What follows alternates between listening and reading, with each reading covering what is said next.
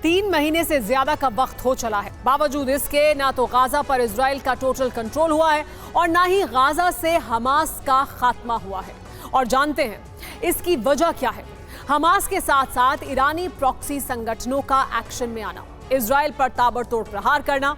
जी हां, मौजूदा वक्त में इजराइल डबल फ्रंट पर जंग लड़ रहा है, एक तो हमास के खिलाफ और दूसरा ईरानी प्रॉक्सी के खिलाफ। और जानते हैं इस डबल फ्रंट वॉर में ईरान का मिसाइल दान इजराइल के साथ साथ अमेरिका के लिए भी मुसीबत बन रहा है। आखिर क्यों, आप भी देखिए। इजराइल से सीरिया तक,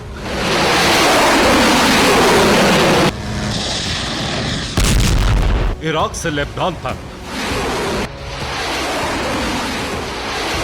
ईरानी प्रॉक्सी के ताबड़तोड़ मिसाइल हमलों ने नेतन्याहू के साथ साथ यूएस प्रेसिडेंट बाइडेन की भी टेंशन बढ़ा दी है।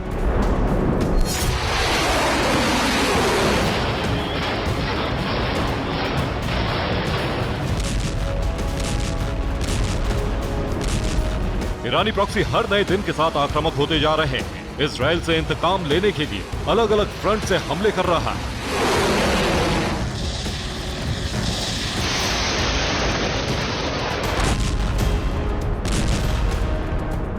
और इन प्रॉक्सी संगठन के पीछे जिस शख्स का हाथ है वो है इब्राहिम रईसी।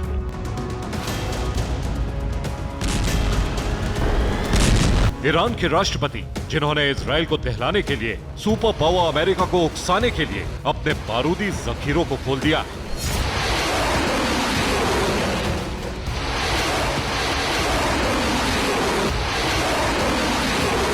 रात के वक्त सड़क पर दौड़ते इन ट्रकों पर जो हथियार लदा है वो असल में ईरान की MRBM यानी मीडियम रेंज बैलिस्टिक मिसाइल है। नाम है शहाब 3।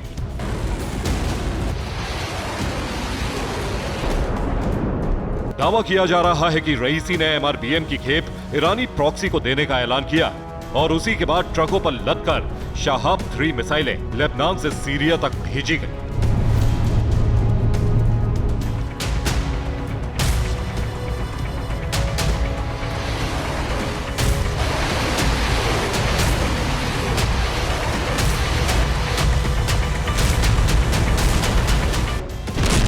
दरअसल गाजा जंग के बाद अब ईरान का मिसाइल फेज शुरू हो चुका है। शायद तभी हिजबुल्लाह, हुती और इस्लामिक रेजिस्टेंस के लड़ाके इजरायली सेना के ठिकाने पर सीरिया और इराक में मौजूद अमेरिकी बेस पर मिसाइलों से प्रहार कर रहे हैं।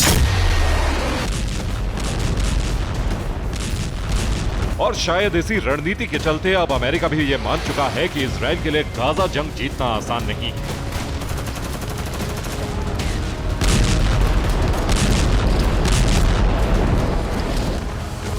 मसलन एक यूएस रिपोर्ट में दावा किया गया है कि इजराइल के खिलाफ जंग में सिर्फ हमास ही नहीं बल्कि ईरानी प्रॉक्सी भी है। भले ही गाजा में हमास के खिलाफ IDF आक्रामक दिखाई दे रही, मगर ईरानी प्रॉक्सी के खिलाफ इजरायली सेना डिफेंसिव नजर आ रही है, क्योंकि ईरानी प्रॉक्सी में हिजबुल्लाह जैसे ताकतवर संगठन है। ऐसे में इजरायली सेना के लिए एक साथ 2 फ्रंट पर जंग लड़ना आसान नहीं है।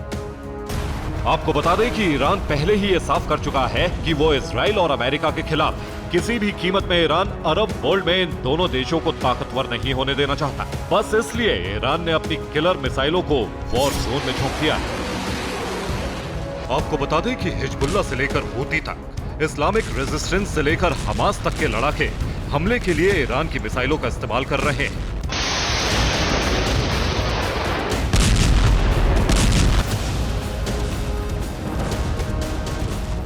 और उन मिसाइलों में शामिल है फतह 110 मिसाइल, जिसकी रेंज करीब 250 किलोमीटर है। दूसरा हथियार है स्कर्ट मिसाइल, जिसकी मारक क्षमता 700 किलोमीटर है। तीसरा वेपन है कहर 1 मिसाइल, जो 300 किलोमीटर तक हमला करती है। चौथी मिसाइल खैबर शिकन है, जो 1500 किलोमीटर तक तबाही मचा सकती है। पांचवी मिसाइल है बद्र 1, जिसकी रेंज 200 किलोमीटर है। छठी मिसाइल बुरकान 2H है, जिसकी रेंज 1000 किलोमीटर तक है। वहीं सातवीं मिसाइल कियाम है, जो 1000 किलोमीटर तक मार करने वाली है।